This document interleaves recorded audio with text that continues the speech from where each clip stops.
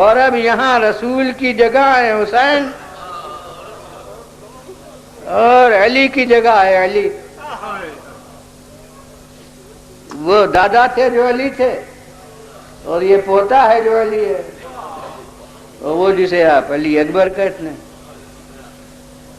اور تقریباً اتنی ہی عمر ہے جو ہجرت میں ان کی تھی. یعنی وہ میں نے عرض کیا وہ تو مسلم بات کے 23 برس کی عمر تھی. اب جناب علی اکبر مشہور روایت 18 برس اور بہت سے علماء کی تحقیق میں 25 برس. یہ وہ 18 برس ہے تو ابتدائے جوانی ہے اور یہ 25 برس ہے تو کمال جوانی ہے. اور اب علی کی عمر ہجرت سے زیادہ قریب ہی ہے. وہ 23 اور 25 میں تو تھوڑا ہی سا فرق ہے. غرض مکمل شباب. تو اب جو میں نے حضرت علی کے متعلق عرض کیا کہ شباب کے میں انسان بامراد ہوتا ہے اور وہ حسرتیں ہوتی ہیں، وہی سب یہاں. اور اب کب ہے، موقع کون سا ہے؟ راہ کربلا ہے.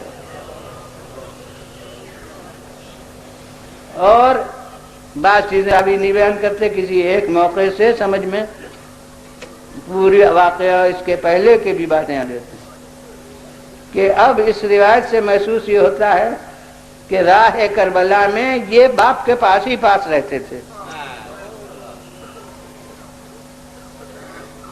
کہ ایک دفعہ مولا قربوس دین پر سر رکھ کے ذرا آرام فرمایا تھا، سو گئے تھے کہ آنکھ کھلی تو زبان پر تھا انا للہ وَإِنَّا إِلَيْهِ رَاجِعُونَ. یہ کلمہ ہے جو مصیبت کے وقت پر قرآن مجید کی ہدایت کے مطابق اہل ایمان بھی زبان پر جاری کرتے ہیں. بس فوراً علی اکبر پاسی تھے، یہ آئے بابا یہ اس وقت اس کلمے کے زبان مبارک پر جاری کرنے کا سبب کیا ہوا؟ اب آپ بتائیں گے آپ نے خواب دیکھا تھا، تو میں بارگاہ حسینی میں عرض کروں گا کہ خواب آپ نے دیکھا تھا تو علی اکبر بیان کرنے کی ضرورت کیا ہے؟ مثلاً کوئی جواب دے دیجئے. مگر حضرت امام حسین علیہ السلام شاید میرے جواب میں فرمائیں کہ اگر ابراہیم نے اسماعیل سے نہ بیان ہوتا تو میں اپنے علی اکبر سے بیان نہ کرتا. اور انہی مجالس میں ایک سال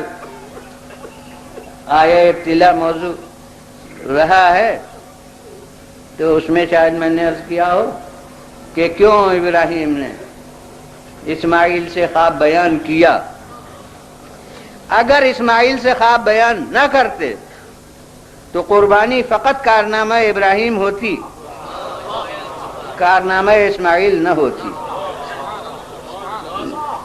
لیکن جب اسماعیل سے خود مختارانہ طور پر بیان کر دیا اور پھر انہوں نے جواب دیا کہ یا ابت افعل ما تؤمر ستجدنی انشاءاللہ من الصابرین، جو حکم ہو رہا ہے اس کی تعمیل کیجیے، اللہ نے چاہا تو مجھے صبر کرنے والوں میں سے پائیے گا.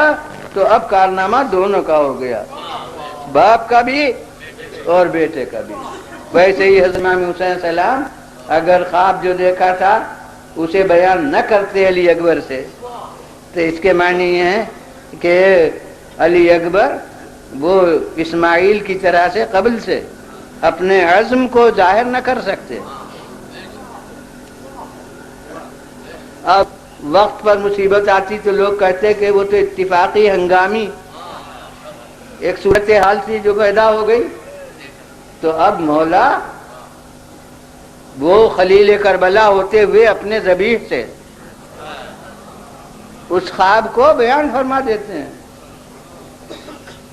اور وہی انداز امتحان جو رسول کے یہاں تھا ہے کہ کیفا صبر کا، تمہارا صبر کیسا ہے؟ اور وہی جو ابراہیم کے یہاں تھا کہ انہوں نے یہ نہیں کہا کہ مجھے حکم ہو رہا ہے، انہوں نے یہ کہا میں نے خواب دیکھا ہے، وہی سنت ہے جو حضرت یہ سب ایک ہی ہستیاں ہیں، ایک ہی سلسلے کی، ایک ہی انداز سب کا ہوتا ہے کہ اب یہ اپنے ذبیح کے سامنے اسے بس خواب کہہ کے بیان فرما رہے ہیں، اور بطور تصور مصیبت اس پر انا للہ و انا الیہ راجعون بھی فرمایا ہے۔ یہ سب تمہید ہے علی اکبر سے جواب سننے کی کہ اب پوچھتے ہیں یہ کہ آپ نے یہ کلمہ اس وقت زبان پر کیوں جاری فرمایا؟ آپ نے کہا کچھ نہیں، میں نے ابھی خواب میں دیکھا کہ یہ صدا آ رہی ہے، کوئی کہہ رہا ہے کہ یہ لوگ جا رہے ہیں اور موت ان کے ساتھ ساتھ جا رہی ہے۔ بس یہ حضرت ابراہیم کے جو اس وقت وارث ہیں انہوں نے خواب بیان کیا، تو جیسے حضرت علی نے ایک دم جواب نہیں دیا تھا، پہلے ایک سوال کر لیا تھا کہ کیا یہ ہمارے دین کی، میرے دین کی سلامتی کی حالت میں ہوگا؟ بالکل اسی طرح علی اکبر ابھی جو کچھ کہنا ہے بعد میں وہ نہیں کہتے، ابھی ایک سوال کیے لیتے ہیں، اور وہ یہ کہ السنا اللہ کے بابا ہم حق پر تو ہیں، یہ بتا دیجئے ہم حق پر تو ہیں۔ اور حسین فرماتے ہیں کہ بلا ولذی ہاں قسم اس کی جس کی طرف سب کو جانا ہے کہ ہم حق پر ہیں۔ جب یہ سن لیتے ہیں تو علی اکبر جواب میں کہتے ہیں کہ اذن لسنا نبالی بالموت نموت محقین، تو پھر بابا ہمیں موت کی کیا پرواہ ہے، حق پر ہم دنیا سے جا رہے ہیں تو ہمیں موت کی کیا پرواہ ہے۔ اب یہ تو علی اکبر ہیں انتہائی سن کمال پر، مگر اب مجھے شوق موت میں، اور وہ بھی راہ خدا میں موت کا شوق، اس میں ایک بچے کی صدا آتی ہوئی فضائے تاریخ میں نظر آتی ہے، اور وہ بچہ کون؟ کربلا کے مجاہدین میں جو میدان جہاد میں جا کر جنگ کر کے شہید ہوئے ہیں، اس میں اہل مراسی نے نظم کیا ہو، مگر مجھے کسی کے بارے میں یہ نہیں ملتا کہ وہ بچہ ہو، جوان سب تھے، لیکن ان کے لیے کون؟ یتیم حسن جناب قاسم،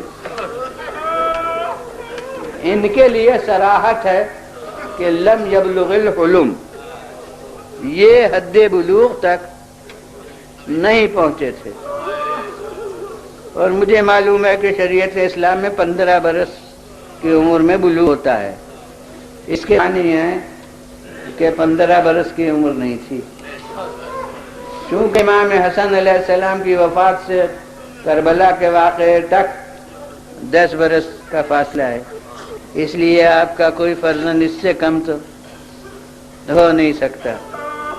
اور پھر آخر میں ایک اور شہید کا ذکر ملتا ہے کتب مقاتل میں، جو عبداللہ ابن الحسن ہیں،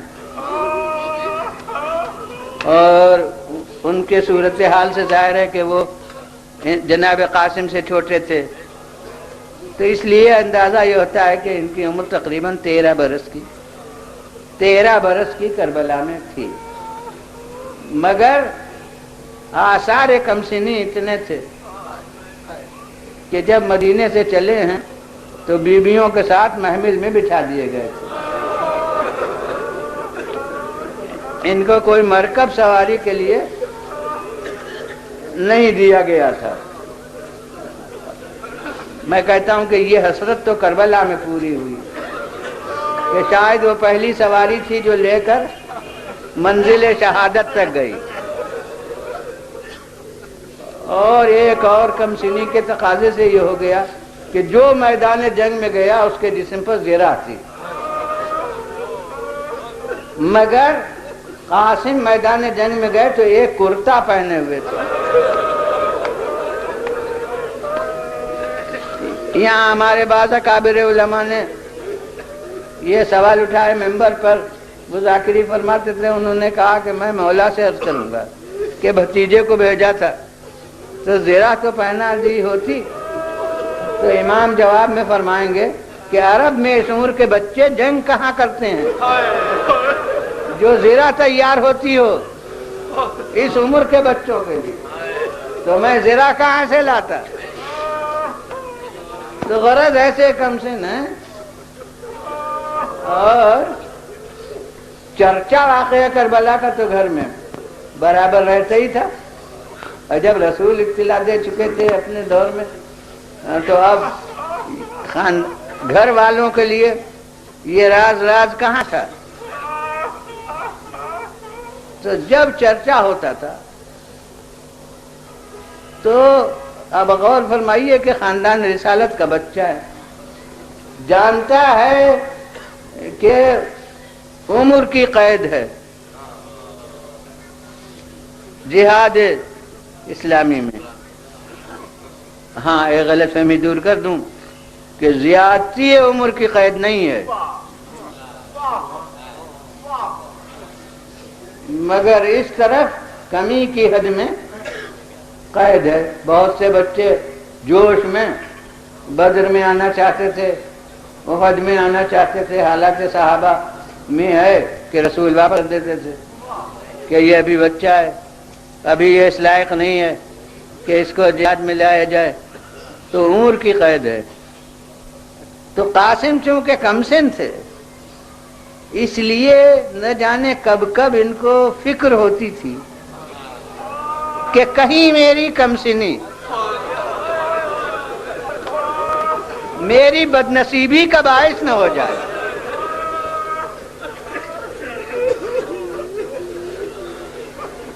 مگر یہ ذکر چھیڑنا یہ خلاف بلاغت تھا، اپنی طرف سے خود اس ذکر کو کرنا۔ جب شب عاشور مولا نے وہ خطبہ پڑھا کہ کل روزے قربانی ہے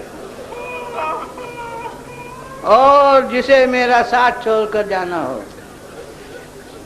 وہ چلا جائے، اب اس پورے واقعے کو اس وقت عرض نہیں کرنا ہے، اور یہاں تک فرما دیا کہ میرے عزیزوں کا بھی ہاتھ اپنے ہاتھ میں لے لو، یعنی کوئی عباس کو اپنے ساتھ لے جائے، کوئی علی اکبر کو لے جائے۔ اور اگر یہ جملہ نہ فرماتے تو مجھے یقین ہے کہ سب سے پہلے مسلم ابن اوسجا کھڑے ہوتے، مگر چونکہ مولا نے یہ جملہ کہہ دیا تھا تو اصحاب جیسے کشمکش میں پڑ گئے تھے کہ کیا جواب دیں، یعنی مولا نے جیسے ایک کام بھی اپنا سپرد کر دیا، اب کہیں کہ جائیں گے یا نہیں جائیں گے۔ اس رکاوٹ کو دور کیا ابو الفضل عباس نے کھڑے ہو کے، ورنہ اگر یہ جملہ نہ فرماتے تو عباس کو ضرورت ہی نہیں تھی کھڑے ہونے کی، چونکہ امام نے یہ فرما دیا اس لیے اول من قام، سب سے پہلے جو کھڑا ہوا وہ ابو الفضل عباس، اور سب عزیزوں کی طرف سے انہوں نے۔ اور عجیب انداز ہے کہ عزیز بھی سب آواز میں آواز ملا رہے تھے۔ تو کہا کہ یہ مولا آپ نے کیا کہہ دیا، آپ کا ساتھ چھوڑ رہے اس لیے کہ زندہ رہیں؟ خدا کی قسم وہ زندگی ہمیں موت سے بدتر ہے جو آپ کا ساتھ چھوڑ کر ہو۔ تب اصحاب نے سب نے اپنے اپنے تصورات پیش کیے کہ یہ تو ایک دفعہ کا مرنا ہے، 70 دفعہ مارے جائیں اور جلائے جائیں پھر بھی تمنا یہ ہوگی وہ پورا عرض نہیں کرنا ہے، مگر اپنے موضوع کی مناسبت سے ایک فقرہ یہاں کہوں گا کہ خدا کی قسم یہ زندگی دنیا جیسی کربلا میں ذلیل ہوئی ہے ایسی کبھی ذلیل نہیں ہوئی۔ مولا ان کی زندگیاں واپس کر رہے تھے کہ مجھے تمہاری زندگیوں کی ضرورت نہیں ہے، اور وہ پھر قدموں پر ڈال رہے تھے کہ کہ ہمیں بھی اس زندگی کی ضرورت نہیں. ماشاء اللہ عزکم اللہ. بظاہر تو ابھی مصائب کو نہیں بیان ہوئے تو ارباب اعضاء اب یہ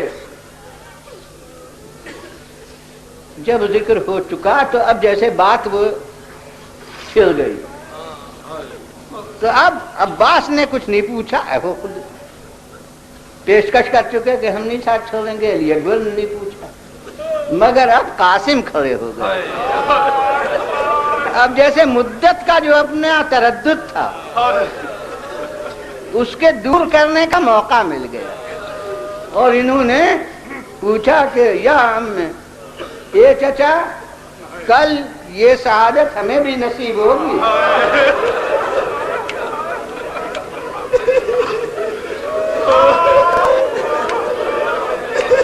امام نے ارشاد فرمایا, ابھی جواب نہیں دیتے. ایک سنت ہے, وہاں رسول سوال کر رہے ہیں, علی ابھی جواب نہیں دیتے, خود ایک سوال کیے لیتے ہیں.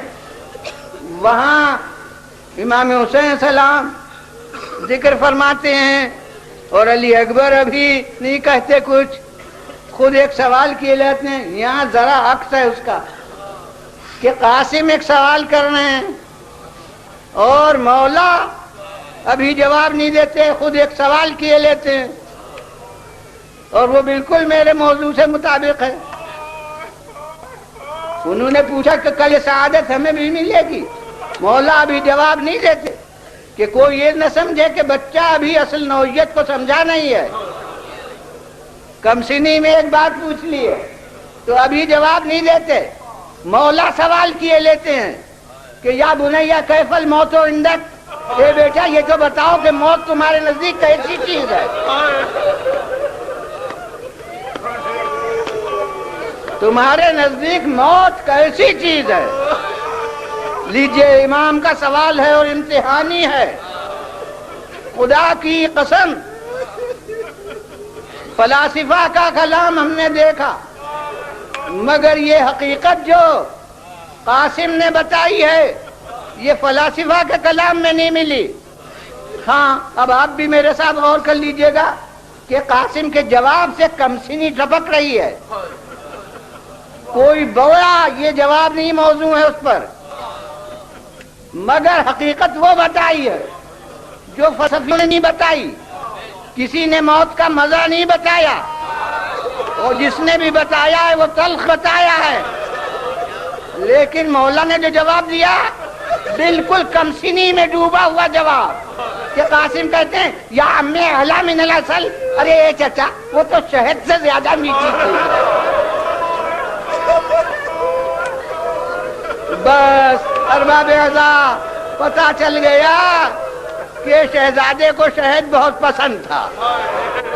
کہا اے چچا وہ تو شہد سے زیادہ شیریں چیز ہے. اب مولا نے جواب دیا. بس اب شاہ یہی اجزا ہے کہ جس پر مجلس کو ختم کروں گا کہ حضور صاحبان فہم غور کرے کہ جو چیز وجہ تردد ہوتی ہے اس کی ایک قوی تر مثال پیش کر دی جائے تو اطمینان ہو جاتا ہے. کیونکہ میں نے جیسا پس منظر عرض کیا ہے اس سوال و جواب کا, وجہ تردد کمسنی کا تصور تھا کہ میں بچہ ہوں, اس لیے مولا کو اطمینان دلانا ہے. تو فرماتے اے قاسم, ارے کل تو وہ دن ہے کہ تمہارا کیا ذکر ہے, تمہارا ننھا بھائی چھوٹا بھائی علی اصغر وہ بھی سعادت کو حاصل کرے گا. بس ارباب اعضاء اب آگے نہیں بڑھوں گا. قاسم کو اپنے بارے میں تو اطمینان ہو گیا, لیکن علی اصغر کا جو نام لیا ایک دفعہ قاسم کا ذہن اور طرف چلا گیا. کہنے لگے کیوں چچا, کیا یہ اشقیاء خیمے کے اندر آ گئے؟